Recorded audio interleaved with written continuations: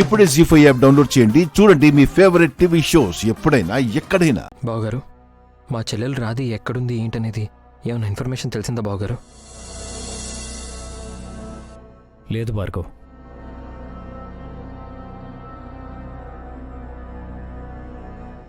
అయ్యో, మరైతే ఎలా బావగారు?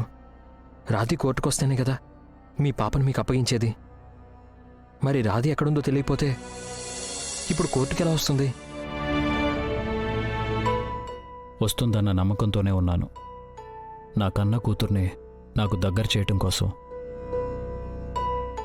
రాధిక ఖచ్చితంగా కోర్టుకొచ్చి తీరుతుంది. ఆ బలమైన నమ్మకంతోనే ఎదురు చూస్తున్నాను. అది కాదు బాబు, ఆ రోజు దత్తత రోజు కూడా రాధిక ఖచ్చితంగా వచ్చి తీరుతుందని మీరు ఇంతే నమ్మకంతో చెప్పారు. నా కూతుర్ని కళ్ళారా చూసుకోవాలనుకున్నా నా ఆరాటం కన్నీళ్లుగా మిగిలిపోయింది. ఒకవేళ ఈ రోజు కూడా అలాగే జరుగుతుందేమోనని భయంగా ఉంది బాబు.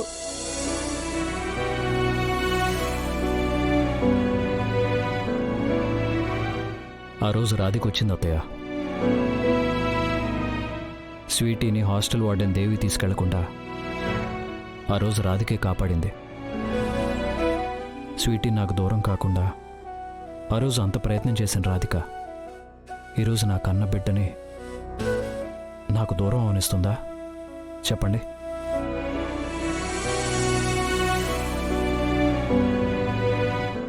అవును కార్తీక్, రాధిక ఎవరికీ కనబడకుండా అజ్ఞానంలో ఉన్నా సరే ప్రతి క్షణం తన భర్త సంతోషం గురించి, తన అత్తారింటి క్షేమం గురించి ఆలోచిస్తుంది.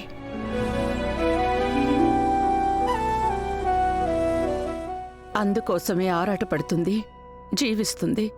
ఇప్పుడు కూడా అత్తారింటి సంతోషాన్ని నిలబెట్టడం కోసం నా కోడలు రాధిక ఖచ్చితంగా ఇక్కడికొచ్చి తీరుతుంది.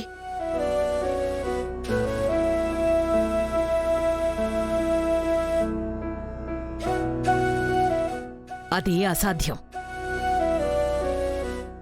రాధిక రావడం జరగని పని. నా మనవరాలు ఎప్పటికీ నా మనవరాలుగానే ఉంటుంది తప్ప మీ ఇంటికి వారసురాలు కానివ్వను.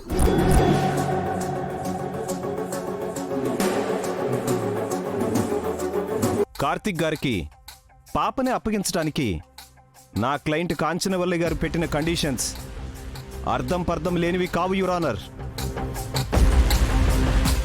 ఆ పాప 100 ఏళ్ల జీవితాన్ని ప్రాణాలతో ఉంచడానికి అవసరమైన కండిషన్స్.